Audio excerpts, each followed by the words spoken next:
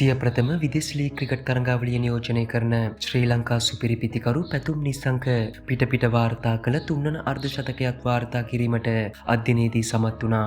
Gulf ජයන්ට්ස් කණ්ඩායම නියෝජනය කරමින් තමන් මුහුණ දුන් තරඟ තුනේම ඒ අනුව සුපිරි අර්ධශතක තුනක් වාර්තා කරන්නට මේ අපුරු ක්‍රීඩකයාට ඒ අනුව හැකියාව ලැබුණා.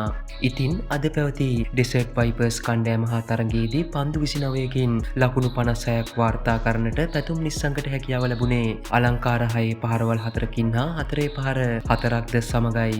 ඉතින් පැතුම් නිස්සංක මුහුණ දුන් පළමු තරඟයේදී පන්දු 42කින් ලකුණු 81ක් ලබා ගන්නට ඔහු සමත් වුණා. ඒ වගේම දෙවන තරඟයේදී පන්දු 31කින් ලකුණු 67ක් ලබා ගන්නටද ඔහුට හැකියාව ලැබුණා.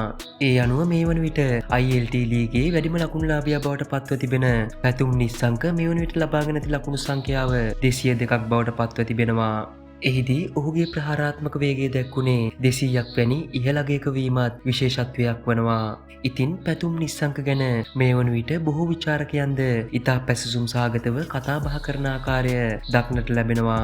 ඒ අනුව ක්‍රිකට් විචාරකයන් මත පළ කරන්නේ තවත් සතියකින් පමණ පැවැත්වීමට නියමිත ඉන්දිය ප්‍රීමියර් ලීග් එහෙමත් නැත්නම් IPL තරඟාවලියේ ක්‍රීඩක වෙන්දේසියේදී පැතුම් නිස්සංකව මිලදී ගන්නට දැඩි තරඟයක් IPL කණ්ඩායම තුළ නිර්මාණය වනු ඇති බවටයි. ඒ වගේම මෙවර IPL ක්‍රීඩක වෙන්දේසියේදී ඔහුව ඉතා විශාල වටිනාකමකට අලවෙන ක්‍රීඩකයෙකු වීමට මෙවර බොහෝ දුරට ඉඩ තිබෙන බවද ක්‍රිකට් විචාරකයන් පැතුම් නිස්සංක ගැන මත පළ කර සිටිනවා.